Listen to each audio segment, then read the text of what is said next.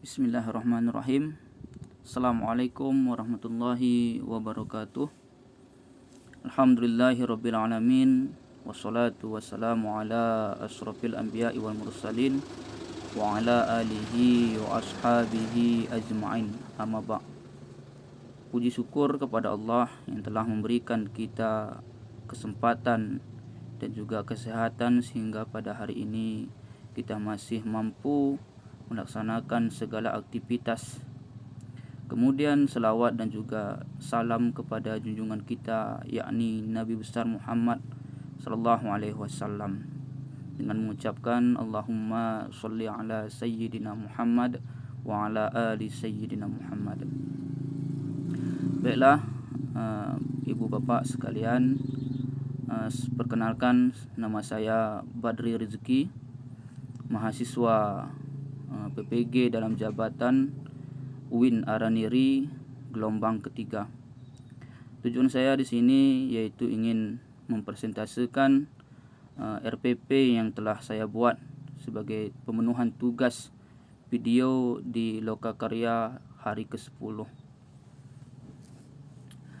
Baiklah, tidak memperpanjang mukadimah, langsung saja saya langsung mempresentasikan RPP saya, yaitu untuk teknis pembuatan RPP itu hal yang pertama sekali kita lakukan yaitu membuat identitas pelajaran, yang mana identitas pelajaran ini menyangkut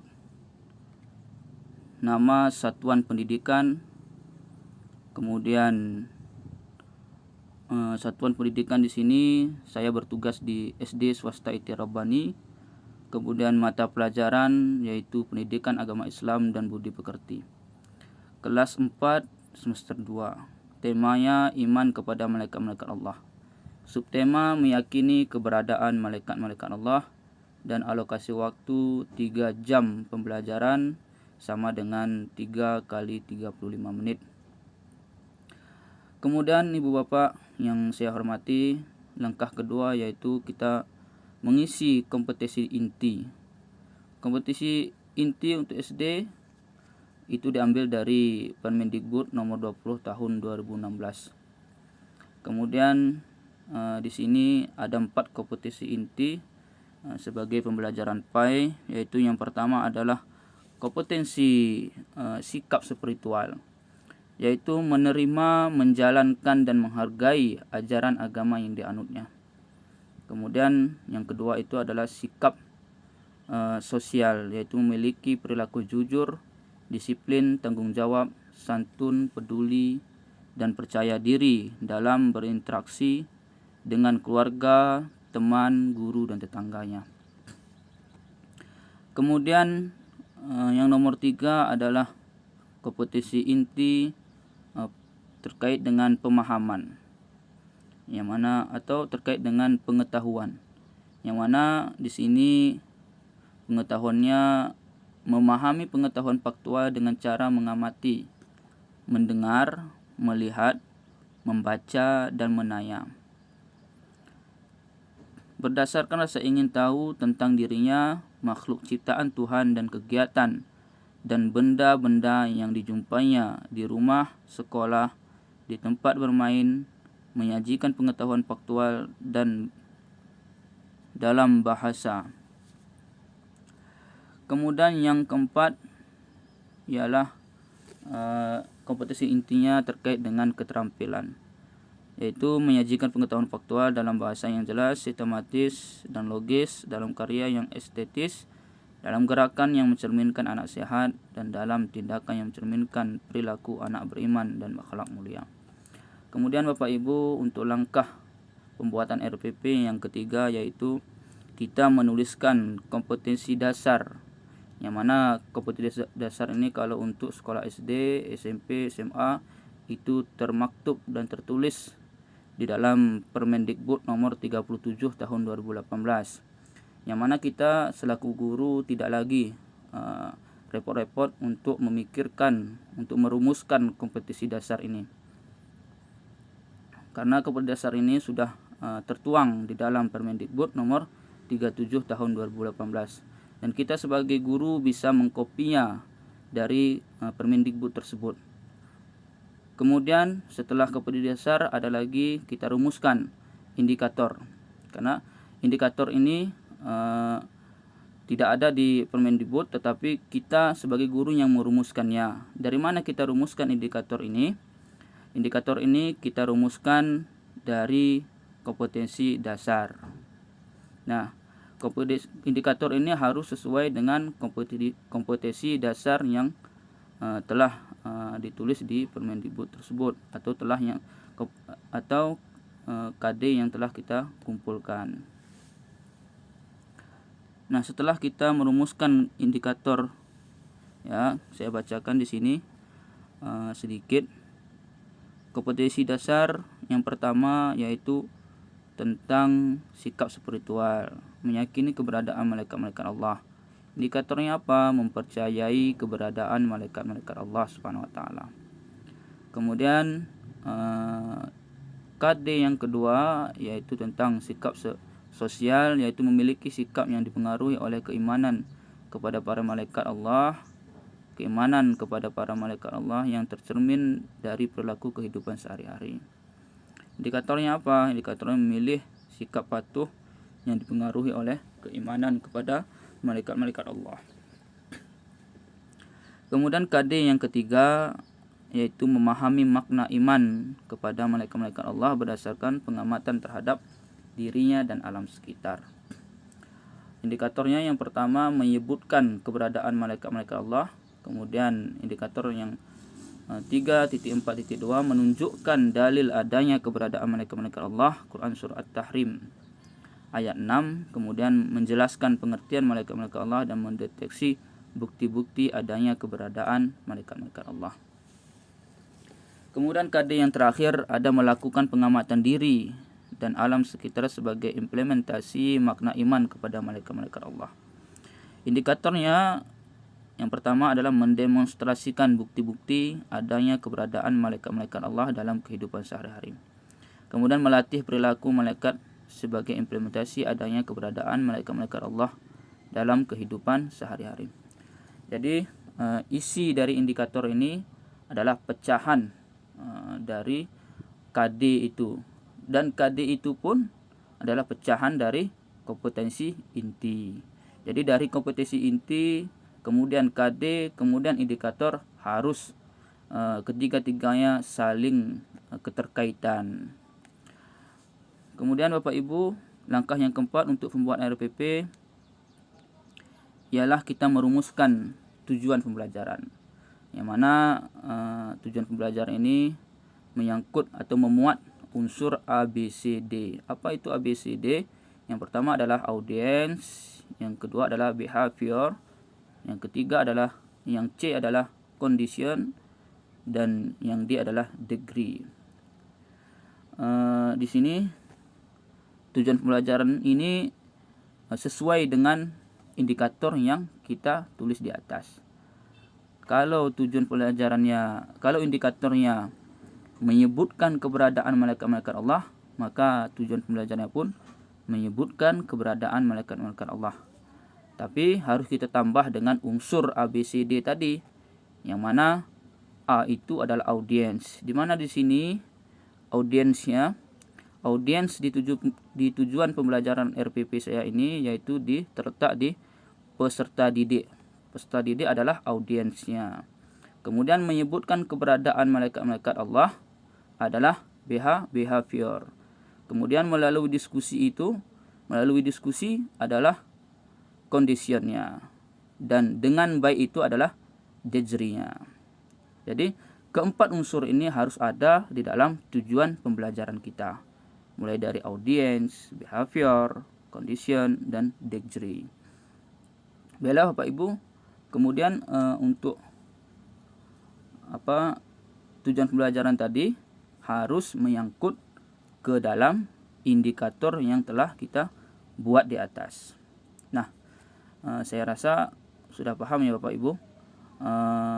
Kalau memang belum paham nanti bisa ditulis di kolom komentar.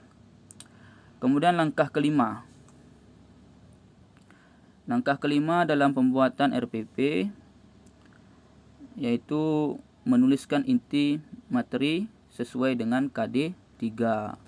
Uraiannya terampil. Nah, materi pembelajaran di sini saya yang pertama meyakini keberadaan malaikat-malaikat Allah. Pengertian malaikat-malaikat Allah. Dalil tentang adanya keberadaan malaikat-malaikat Allah. Kemudian bukti adanya keberadaan malaikat-malaikat Allah.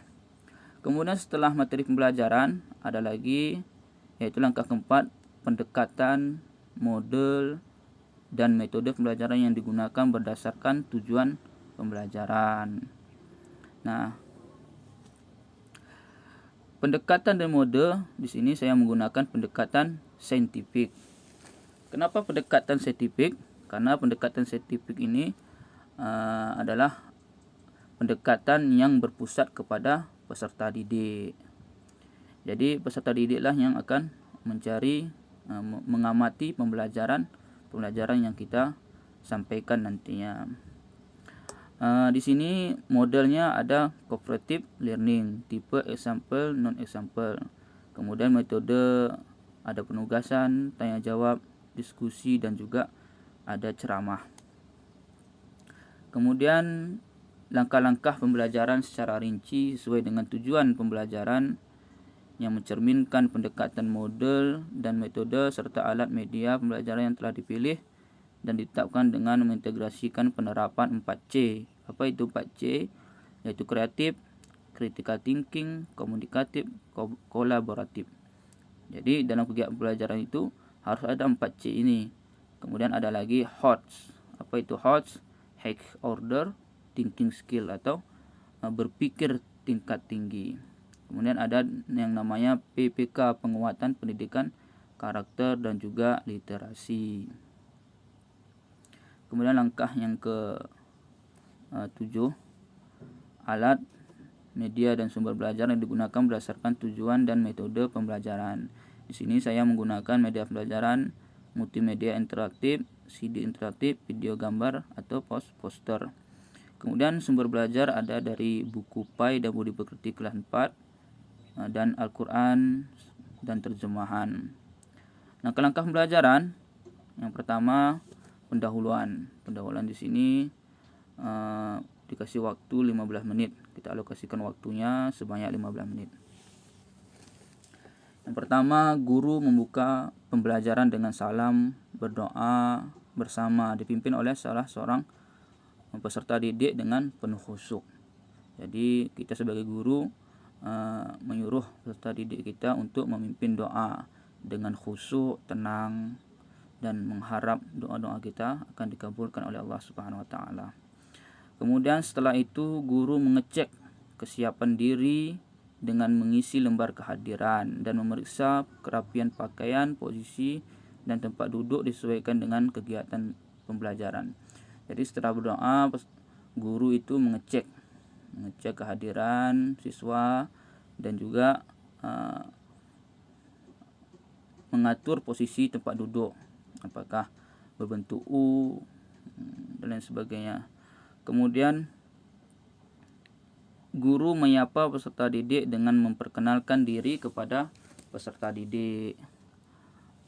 Kemudian guru mengajukan pertanyaan secara komunikatif berkaitan dengan materi pokok meyakini keberadaan malaikat-malaikat Allah. Artinya kita menyampaikan pertanyaan-pertanyaan supaya apa? Supaya mengetahui kemampuan awal peserta didik, sejauh mana peserta didik mengetahui pembelajaran kita, walaupun pembelajaran itu belum kita ajarkan. Melalui pertanyaan tersebut kita bisa mengukur kemampuan peserta didik kita. Kemudian guru menyampaikan kompetisi dasar dan tujuan yang akan dicapai. Nah, kita akan sampaikan tujuan-tujuan pembelajaran kita tadi yang kita tulis dalam RPP.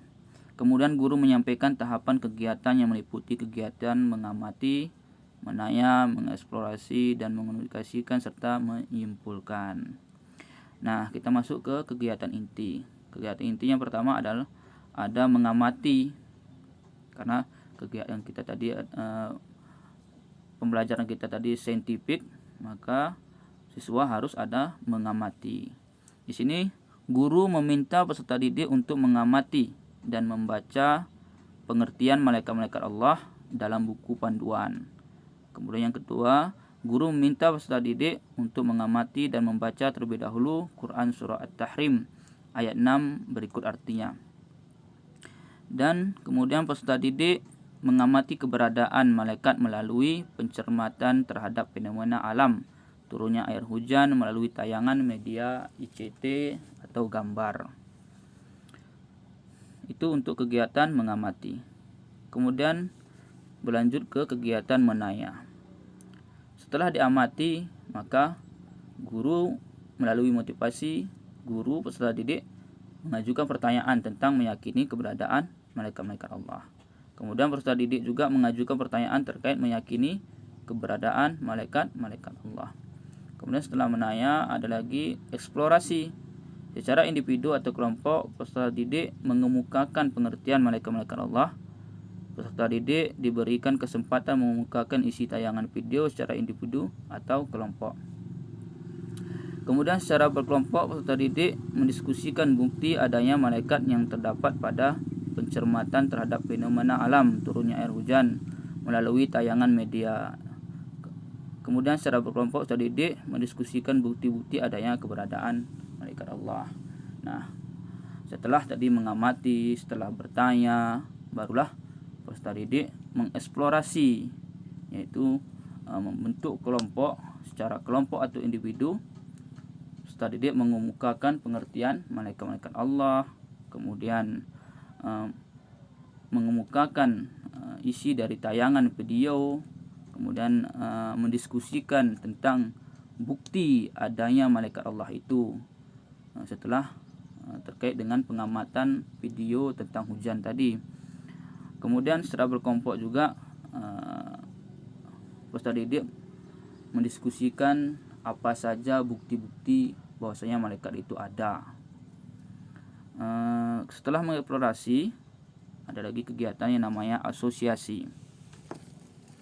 Asosiasi ini guru dan peserta didik bertanya jawab hasil diskusi kelompok tentang meyakini keberadaan malaikat Allah.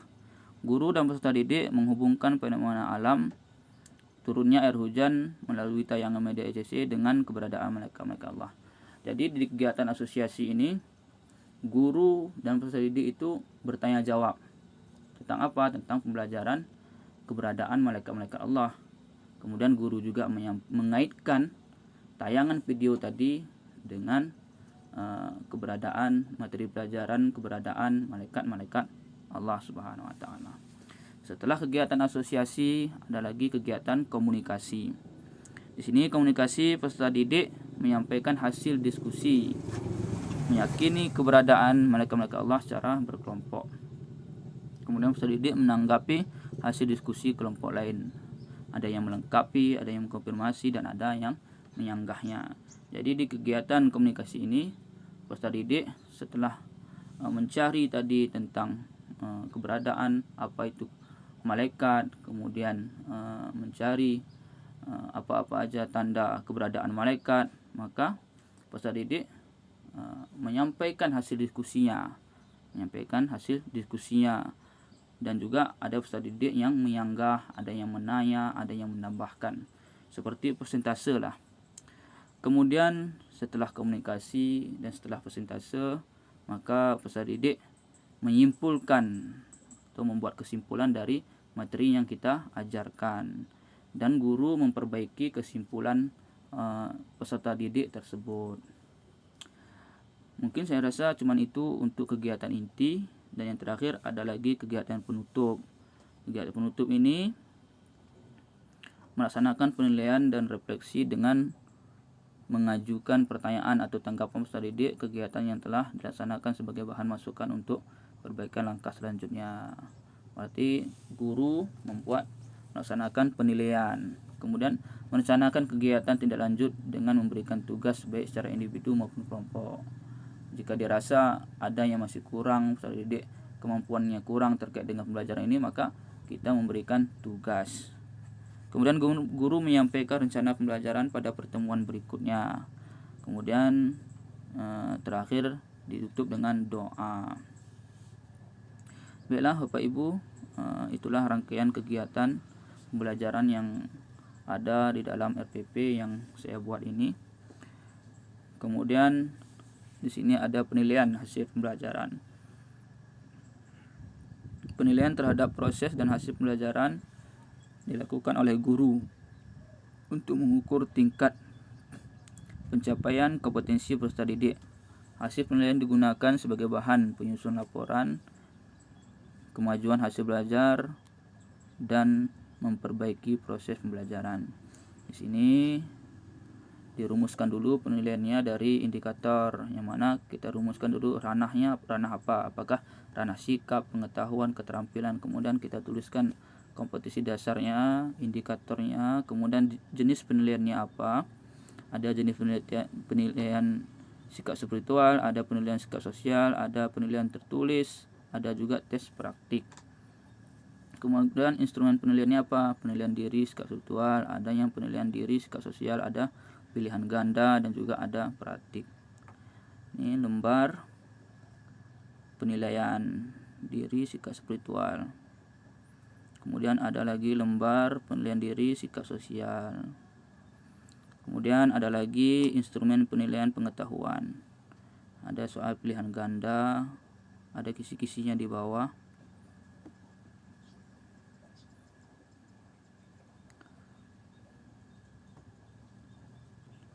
Kemudian penilaian pengetahuan observasi.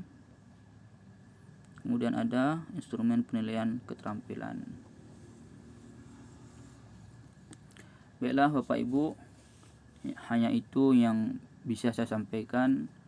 Jika ada kekurangan dalam penyampaian saya ataupun dalam RPP yang saya buat ini, mohon dituliskan di kolom komentar, beri masukan. Insyaallah akan saya perbaiki selanjutnya. Kemudian terima kasih kepada rekan-rekan dan juga Bapak dosen yang telah membimbing kami, yaitu Bapak dosen Dr. Azhar MPD. Saya akhiri. Assalamualaikum warahmatullahi wabarakatuh.